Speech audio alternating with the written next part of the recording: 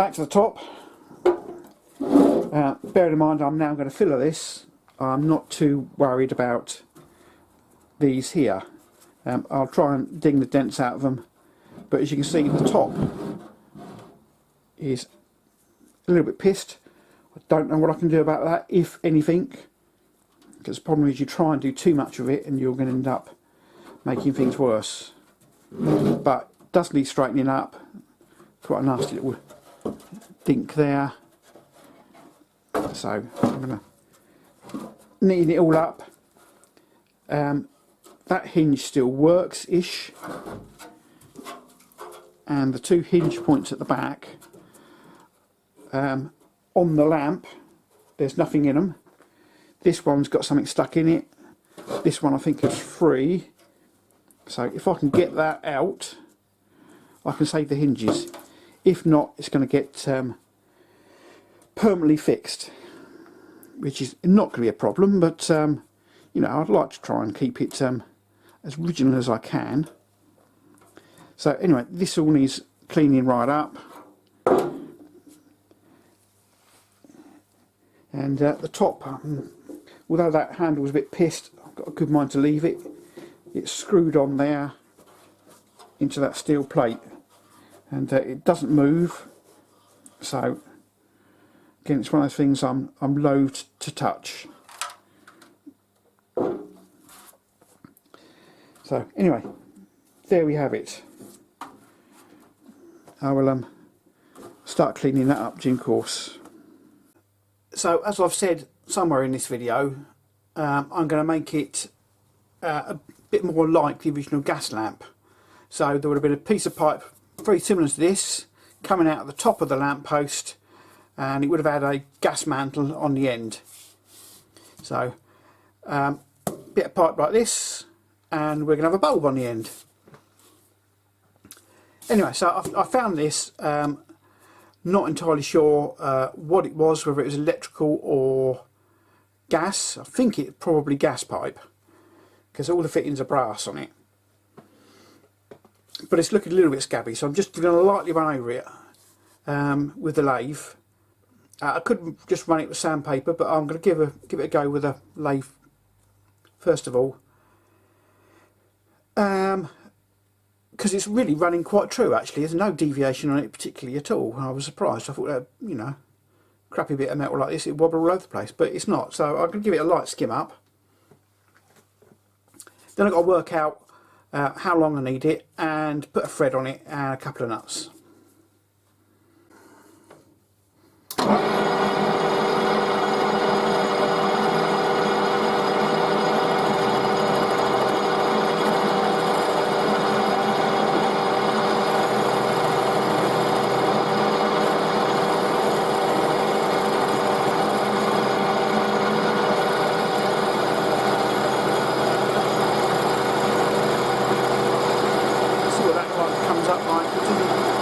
I don't think it's getting full coverage, but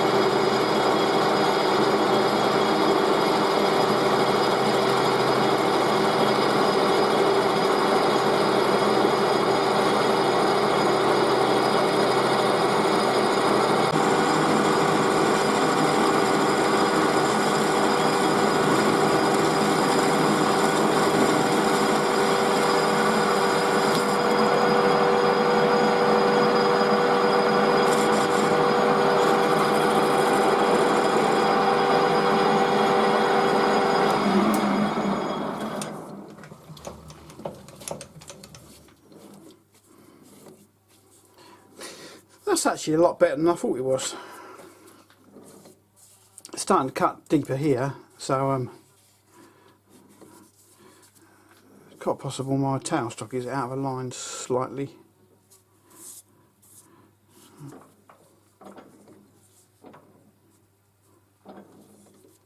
But yeah, that's not bad at all really.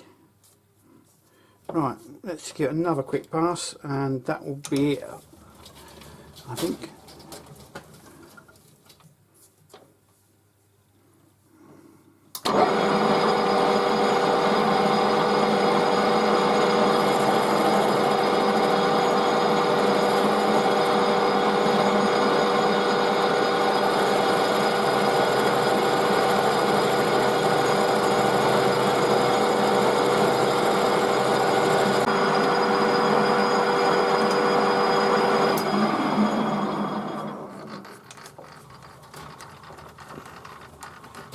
doesn't look very good.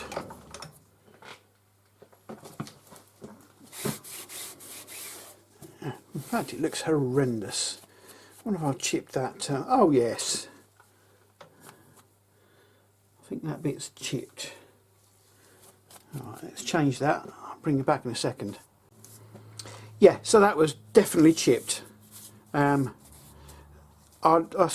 do like these tips because you've got effectively 8 cutting tips on it. 4 that I can use in this tooling and 4 that I can use in, I think I've got a boring bar that uses the other end. So, right, I'm just going to touch off here and do it again because this is rough as arseholes. So I'm going to go back this end and come back the other way and see what happens.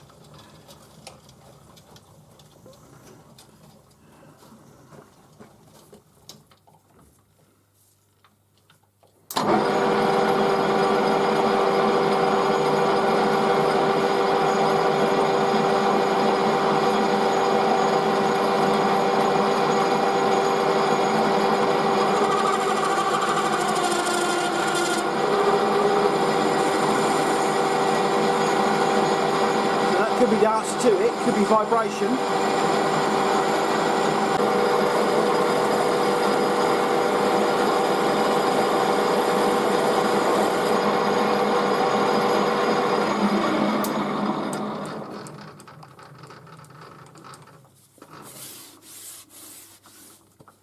Yeah, that's pretty awful.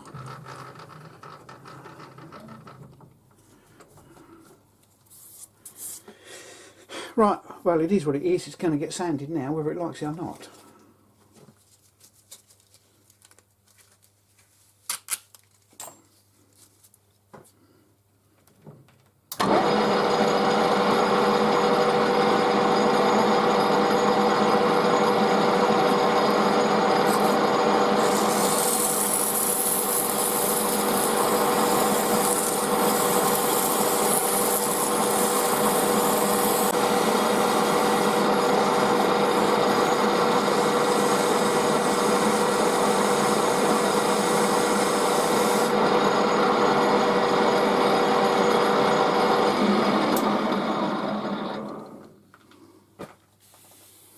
Well, that's come out reasonably good.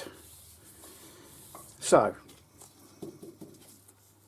now I need to find out how long I want it, chop it, thread it. Right, I've just cut a piece of steel plate and I will show you what that's for in a second. And I angle grinded it off, so I'm just squaring it up with the mill.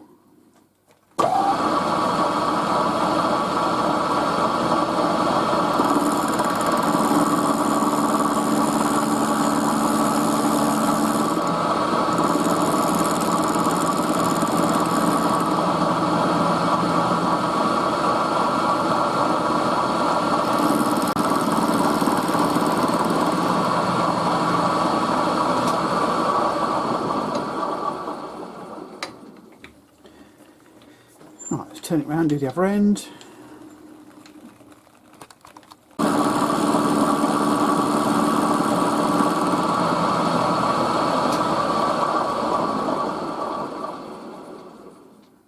Right, drill the hole in the middle.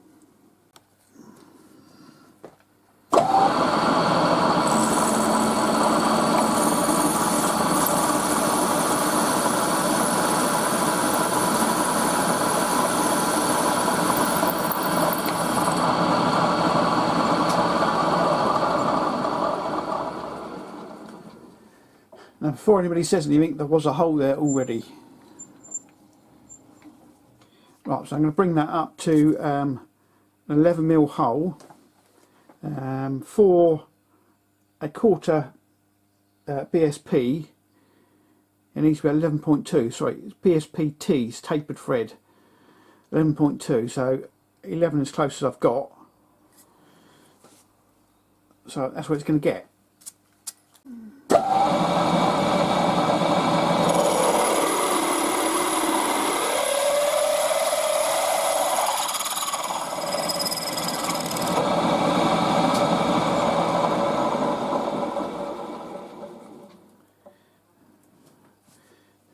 Right, I'm going to find out what distance I need to move from there up to this end. Well, this end here you can't quite see,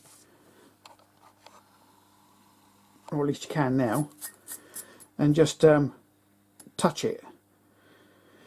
I can't do the other end unfortunately because it's too far off the travel of my mill, because I've got the vice right at one end.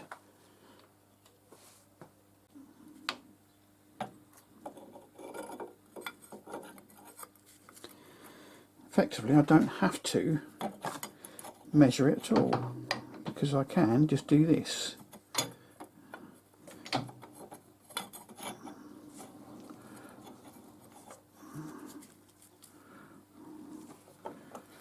Theoretically.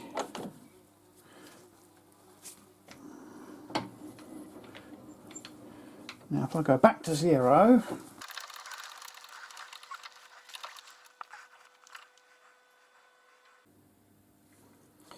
now this hole is effectively too big for that, for these holes, but it will give me wiggle room for sure.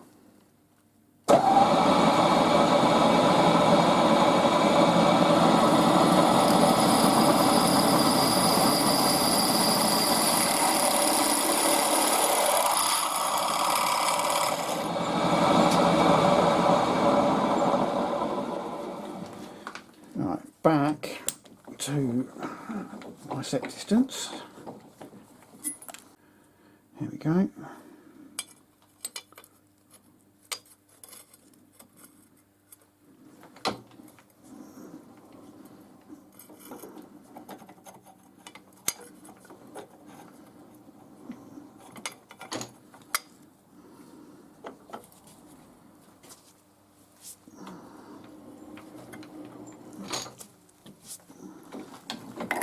Oh, back to 0.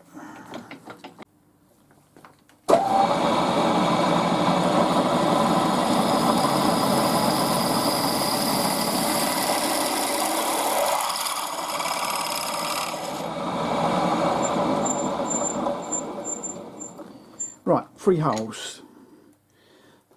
So this one I've got a tap, those 2 are just fine. Let's tap that hole. Right, before anybody says anything, no, I haven't actually got a sprung centre, would you believe? But I'm sure this will do. Just looking it up by eye.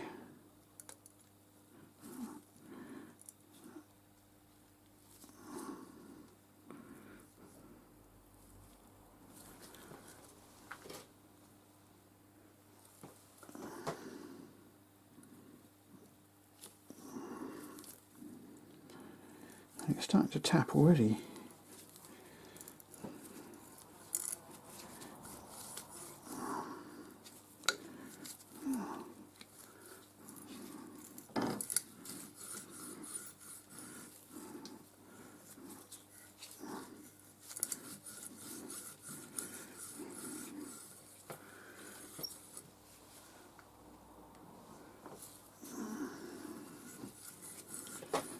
Wondering how far I actually need to go through to make it work.